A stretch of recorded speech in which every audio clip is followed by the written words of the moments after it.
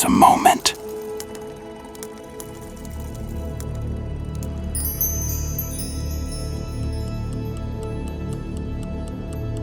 Right before it starts.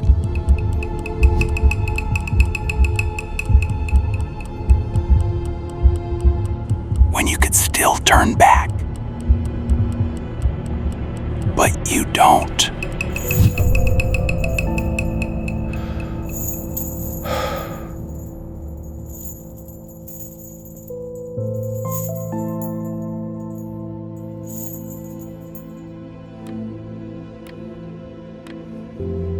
You don't notice the moment it begins. There's no headline, no breaking point, just a slow fade.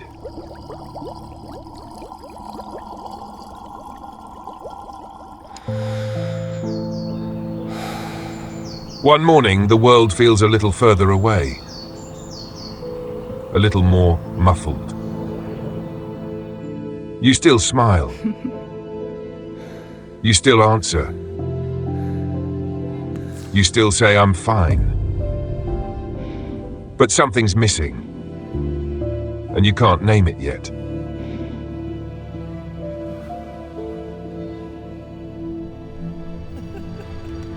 A friend tells a story, and you laugh, but it doesn't reach your chest.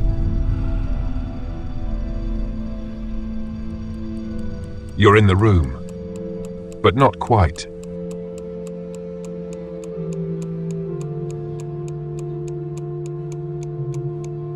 A phone sits face down on the table. You don't remember putting it there, but it's been like that all morning. The coffee's gone cold. The mirror fogs from the shower, but you don't wipe it clean. You think maybe you're just tired, or busy, or growing up. But the truth is, a part of you went quiet. And the system smiled, because that's exactly what it needed you to do.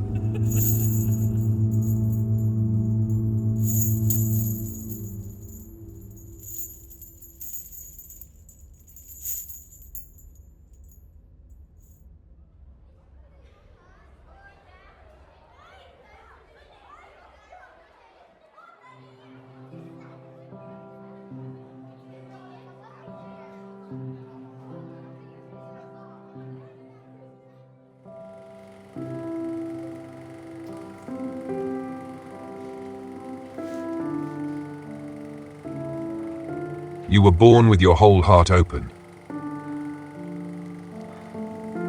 You laughed before you understood the joke. Cried before you knew why. Your body knew how to feel before anyone told you how to act.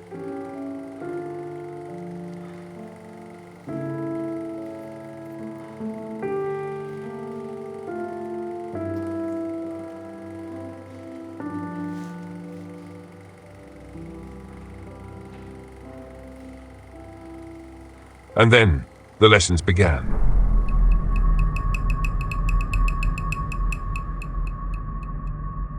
Don't be too loud. Don't cry here. Don't make it weird.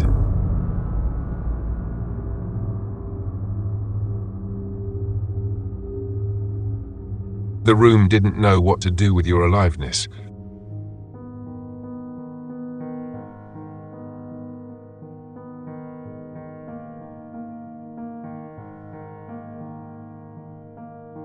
They called it growing up. But really, it was forgetting. Not all at once. Just one drawing thrown away. One laugh shushed. One tear ignored. A painting too strange. A voice too loud. A question that made people look away. And little by little, you learned the price of being yourself.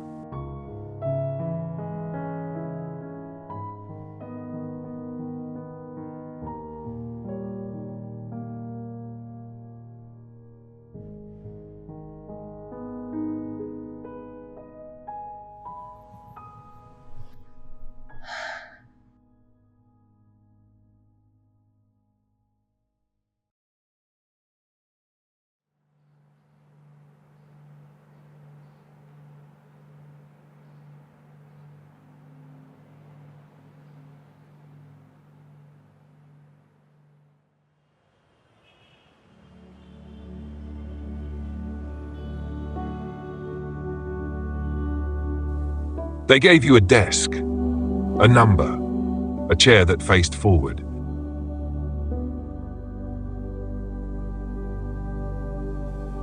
They taught you to raise your hand, but not your voice. To memorize, but not to ask. To color inside the lines. To wait for permission.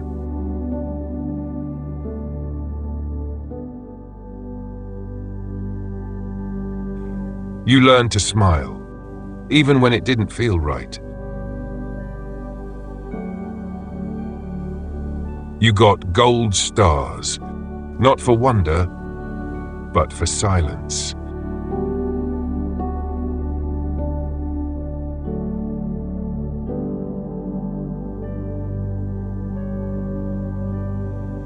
You learned the right answers, but not how to feel the question.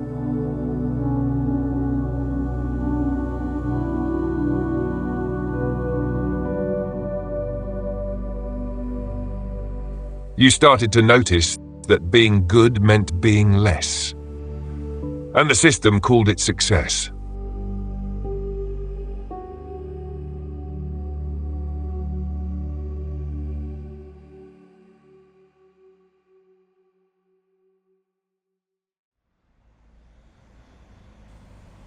They told you if you worked hard, you'd be free.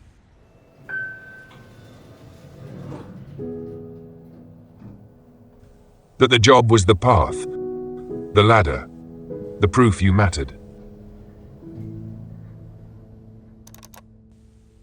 So you gave them your time, your weekends, your shoulders, your sleep.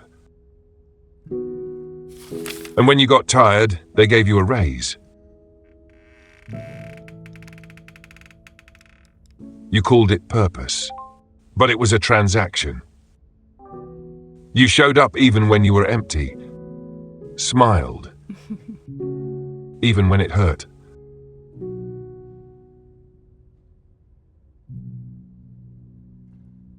Because somewhere along the way, being tired became a badge.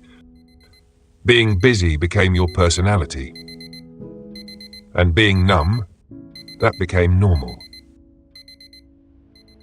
You skipped lunch, you stayed late, you clapped at meetings you didn't believe in. You told yourself it mattered, and you mistook the applause for love.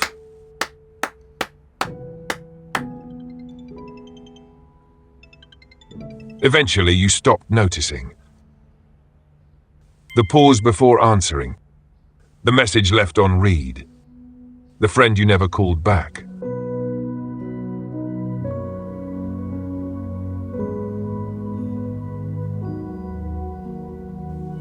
The silence didn't scare you anymore. It felt expected.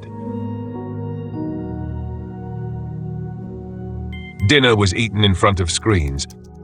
Laughter was typed, not heard. You scrolled past war, past weddings, past warnings, without blinking. You still knew the headlines, but not how you felt about them. You skipped the voicemail, forgot the birthday, replied with a thumbs up. And when someone cried in public, it made you uncomfortable. Because feeling had become a foreign language, and you had stopped speaking it. You called it being strong, focused, mature, but really, it was absence. And it had already become the air everyone was breathing.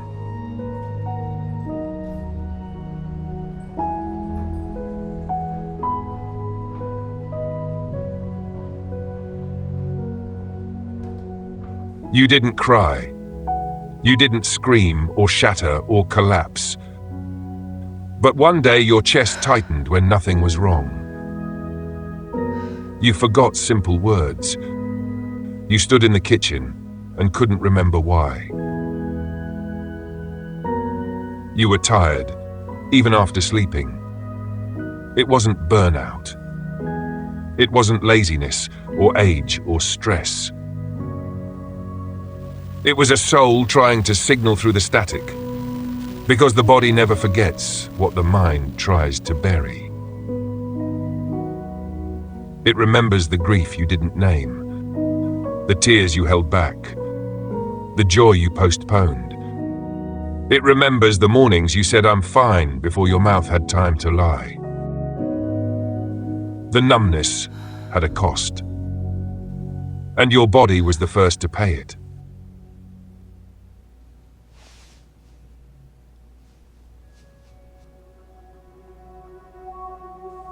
You were praised for holding it together, for not crying, for not cracking, for not needing anything.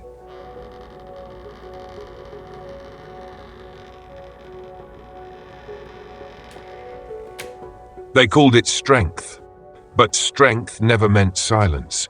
It never meant isolation. It never meant pretending you were fine while breaking inside. Somewhere along the way, they rewrote the definition. Men were told to be stone, women were told to be small, and anyone who felt deeply was told to keep it to themselves.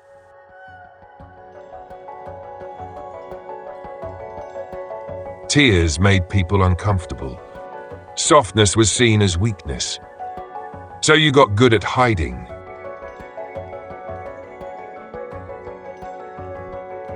At nodding, at answering, "I'm okay." But what if the truth is the opposite? What if real strength is what happens when you let yourself be seen?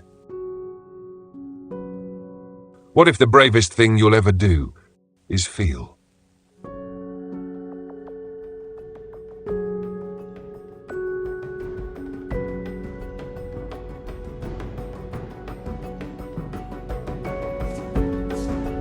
Because if you felt it all, you'd never obey again. You'd stop calling injustice just how it is. You'd hear the hum beneath the silence, the scream beneath the smile, the grief behind every spreadsheet. And you'd want more than your role. More than your paycheck, your performance, your place in line.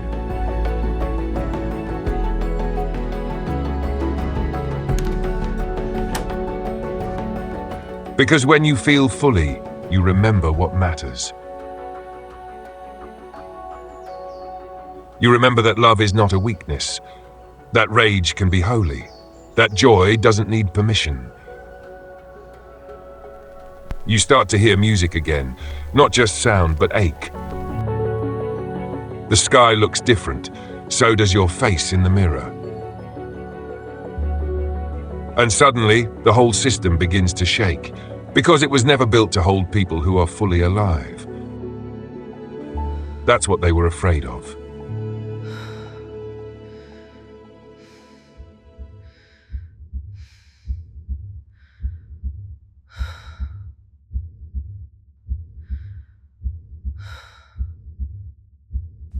You were never broken. You were numbed. Flattened, silenced, rewired, but not lost. Because the truth, the real truth, was always just beneath the surface. The laugh you held back, the scream you swallowed, the love you whispered into pillows. That was you, refusing to disappear.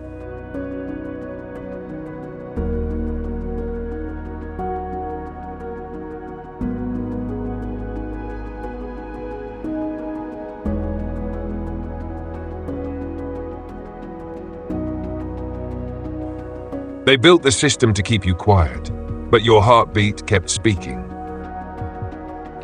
And maybe feeling everything they told you not to is the most radical thing you can do.